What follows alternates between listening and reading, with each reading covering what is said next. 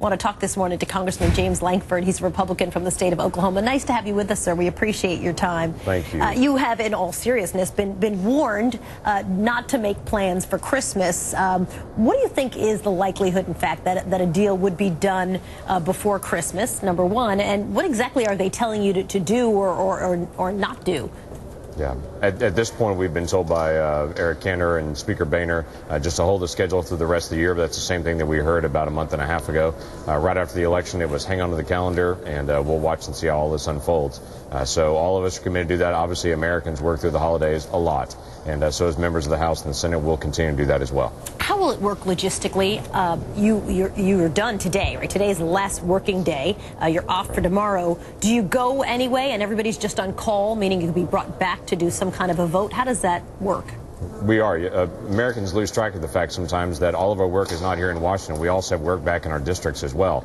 And so I'll fly back home late tonight. I'll be back in my district office tomorrow because there are things that are back in my district that also have to be taken care of. Then we'll fly back early next week and get started back here because obviously the fiscal cliff's a major part of it. But right now, as members of the House, we really don't have a lot that we can push on. We can throw out alternatives and options and such, but Speaker Boehner is our lead negotiator, and we trust him as the one that's got to be in the room to make the deal. And there's been very little leaked exactly the details of some of those conversations, but we do know from Politico, at least, which is reporting that Speaker Boehner has told the president that he would consider more than the $800 billion in new tax revenues that have been on the table if, in fact, the president were willing to do, deeper entitlement cuts. Is that the kind of thing that you would support? Well, I'll have to see all the details of the deal on it. What we're struggling with right now is this is very obviously a spending-driven crisis. In 2012, most Americans don't know, in 2012, we received in the federal government the third highest amount of federal revenue ever in the history of the nation. So while there's this conversation about we need more revenue, we actually are receiving more revenue than ever. So the third highest number that we've ever received ever in the history of the nation. So while paychecks are going down, federal revenue continues to go up. But we're spending $1 trillion a year more than we did just 5 years ago. And so we're very focused to say if we're going to not just solve the fiscal cliff, but actually solve the fiscal crisis itself, and that is the debt and the deficit spending, we've got to find a way to be able to solve that. There's a couple of interesting new polls I want to run by you. NBC poll, NBC Wall Street Journal, the question was, would you accept tax increases on incomes higher than $250,000 to avoid the fiscal cliff? Democrats, 89% said yes. Republicans, 61% said yes. Independents, 69% said yes. So the sentiment certainly feels, even within the Republican Party, to go for that. The question was, do you want GOP leaders to compromise in the current budget debate? Republicans overwhelmingly, back in April, while 38% were saying make compromise, that number is now 59%. Stick to positions, back in April, more than half said, well over half said, yeah, stick to your positions. Now that number has dropped dramatically to 37%. How do you read the tea leaves when it comes to these kinds of polls? Yeah, a couple things on that. It doesn't surprise me that the majority of Americans would say raise taxes, but do that on someone else.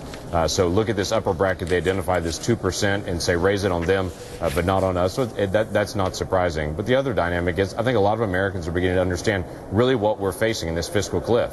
It's three things that are all hitting at the exact same time. The Affordable Care Act taxes, they kick in January the 1st. And then also all rate increases from the last lame duck. They took every rate and they did it 2 years. And so this is not a matter of if Republicans step in and say, no, we're going to vote no on everything. Well, really what we're voting is yes then on every single tax rate going up. And so that's the trap that we're in. And the third part is trying to reduce spending. Last year during the budget agreements that we had, we agreed as the House, the Senate, and the President that we would find a way to be able to cut another $1.2 trillion in spending. So that's still on the table right now. If it's not done, there's across-the-board spending cuts. And I think a lot of Americans see that and say that's the wrong way to do it. So, what's yes, interesting, I think all Americans are engaging in that. There's an interesting poll that comes out of Bloomberg, and the question is about a mandate. And I thought this was interesting. Obama's re-election, the question goes, gives him a mandate to raise taxes on those making $250,000 plus.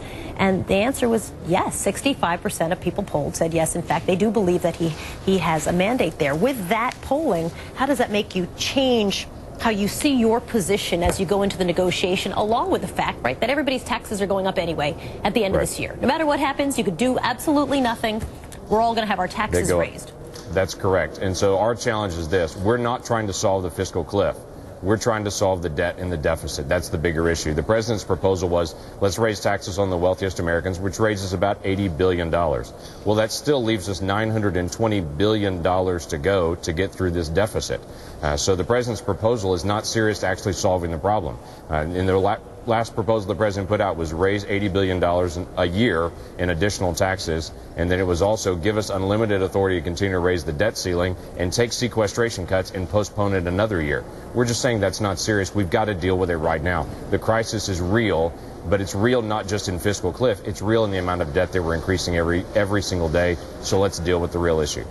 Do you have leverage on this? If our taxes are going up anyway at the end of the year, right? No matter what you do, regardless of whether you go home to Oklahoma, you stay, taxes are going up on everybody.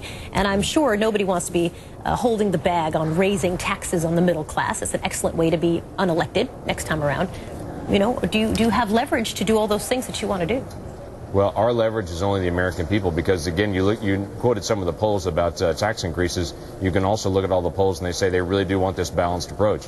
It wasn't long ago the president was saying he wanted a 3-to-1 deal, and now it's $1.6 trillion in tax increases and $600 billion in spending cuts, and those spending cuts will happen in some future year, not currently. And that doesn't sound like a 3-to-1 deal at all. Now it sounds like $3 in tax increases to $1 of spending cuts, and that's exactly opposite of what he campaigned on. We're going back to the same basic thing and saying, where did all those spending cuts go? We need to deal with the spending issues. Congressman James Lankford is a Republican from Oklahoma. Nice to have you with us, sir. We appreciate your time this morning.